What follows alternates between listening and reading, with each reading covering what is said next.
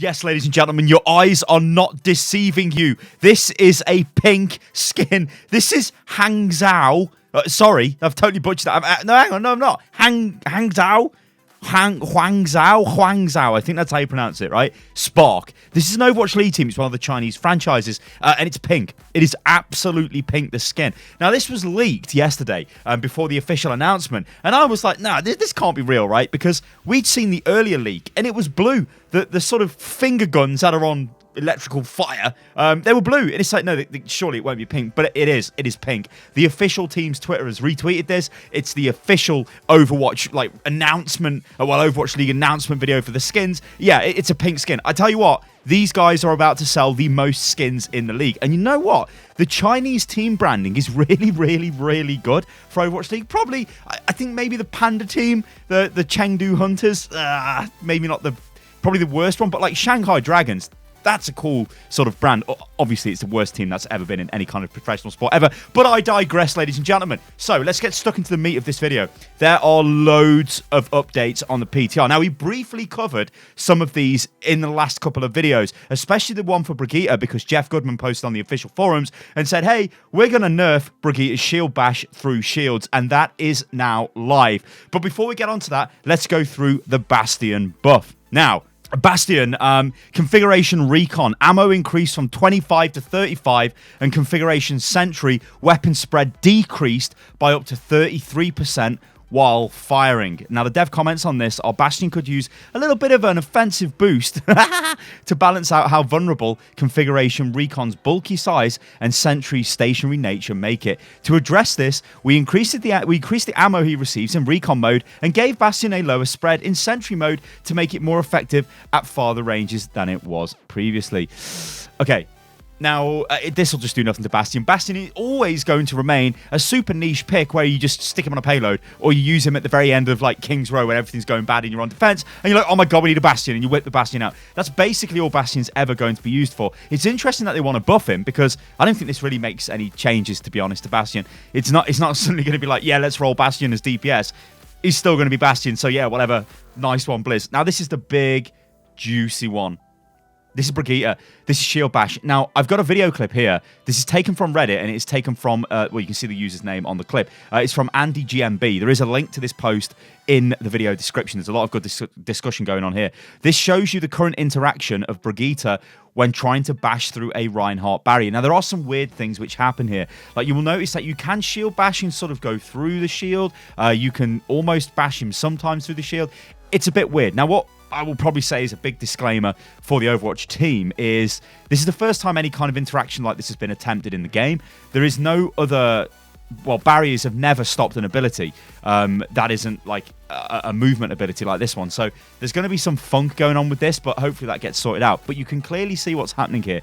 You cannot frontal stun Reinhardt. You have to walk through the shield and then bash him. So this is good, right? Because this adds counterplay. And we know Overwatch team like counterplay. I like counterplay. Everybody likes counterplay. Walking up to somebody and pressing a button and they've got no defense against it is absolutely shitty in every single way. So this at least means Brigitte has to walk through the barrier to then stun you. So if you're the Reinhardt, you can try and like adapt your position to sort of make her overextend and then your team kill her. That's good. I really like it. So this change feels really, really good. Now, remember, I am a Reinhardt player and a tank player more than a Brig player. So that's definitely something I would say. So what I'd like to know in the comments below is, what do you guys think about this? Do you think this is good? Do you think this is bad? And also, big shout out to Andy GMB as well for capturing the footage, because it means I don't have to bother.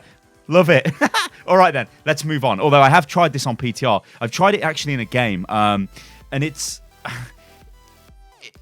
difficult on PTR because obviously everyone's just running around, do whatever they like, and you don't necessarily see tanks on PTR. So yeah, there was a whole lot of playing on PTR and not really capturing any footage that was any use. So thank you once again, Andy GMB. Right, there's a Doomfist nerf. Now, Doomfist is like Brig. Everyone wants them deleted because they do things which remove your character's movement and then kill you, which is not great, especially Doomfist. His entire kit is burst. He just literally kills you, or he doesn't. And most of the time he does, and then he gets away, and it's terrible. So what they've done is rising uppercut, loss of air control duration lowered to 0.6 seconds from 3 seconds. This is massive. This means that when you get uppercut, if Reinhardt was uppercutting you, that'd be ridiculous. Doomfist uppercuts you. He's basically got half a second to do damage to you before you can move in the air and basically make him miss. Because what happens right now on live, he knocks you up in the air and he fires all his primary fire into you and basically kills you if you're a squishy target, which is really annoying. Then he turns around and punches away. He's not going to be able to do that as effective now, so this is actually a really, really big nerf. But again, this is something we're going to have to see once it hits the live servers.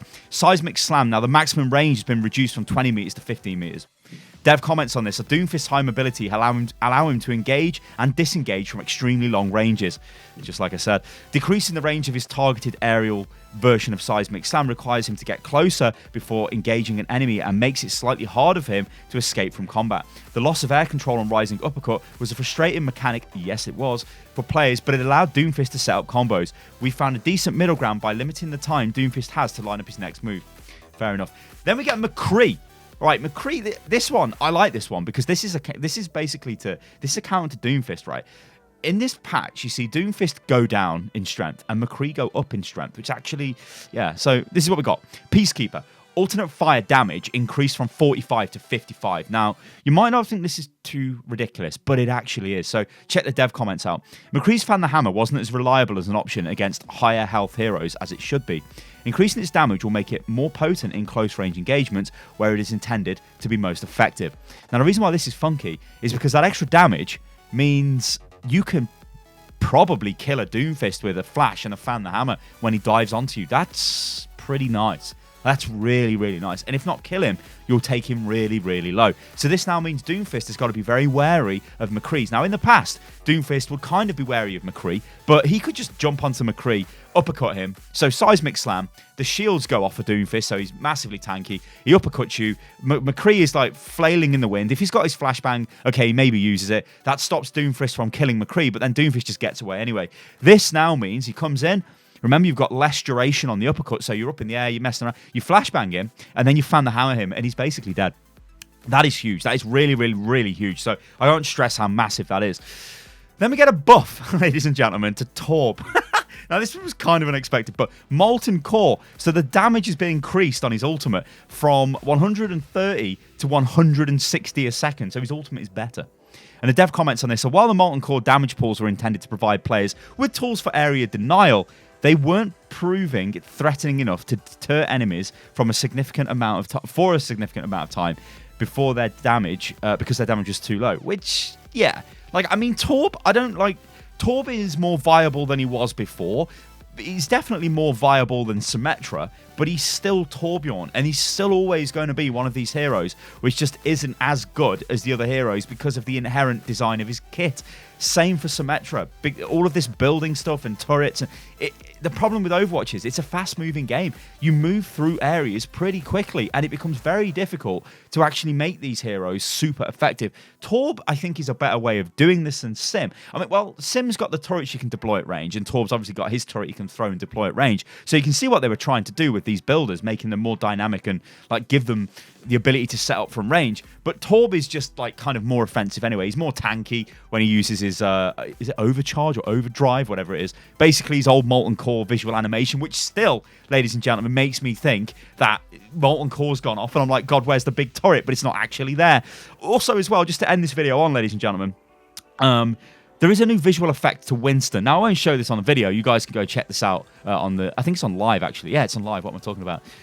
It's a bit weird. Like on his Tesla cannon, it's like a disco. Go and check that out. A bit of a tease there at the end of the video. Anyway, ladies and gentlemen, I've been Stylosa, and this is Unit Lost. If you enjoyed the video, then like the video. Remember, you can follow me on Twitter, which is at Unit Lost Gaming, and I've actually been quite active on Instagram recently. I'm not going to lie, I've been terrible on Instagram. Like, I don't actually know what I'm doing, and I legitimately had to go to my sisters and say, how the hell do I use Instagram? And they're like, well, this is what you do. And I'm like, okay. So I'm venturing into using the stories on Instagram. So follow me. It's instagram.com/ /Stylosa. It's beautiful. And obviously follow me on Twitter because I'm always spamming the crap out of Twitter, which is @UnitLostGaming. And click the bell. Like, if you really enjoy the videos that I'm making, you have to click the bell underneath the video once you subscribe to the channel, so you get alerted to when videos go live, because YouTube has been going through changes the last 8 or so months, and it's a bit of a mess. So sometimes it will deliver videos, sometimes it won't. So yeah, you need to really hit that bell if you really want those videos. And it sounds like I'm groveling a bit here, but you just have to do it. It's just the way YouTube is. But yeah, I'm going to leave it at that, guys. Make sure you let me know in the comments below what you think about the Brig change. The Brig change is huge, and I think probably Doomfist as well. I'll be definitely looking out for those comments. The McCree change, I think, is absolutely ridiculous. Bastion doesn't really matter. And yeah, apart from that, we've got a bunch of bug fixes. Oh, and of course, the pink skins for Hangzhou Spark, which are, quite frankly, ludicrous. I'll catch you guys in the next one. Toodaloo.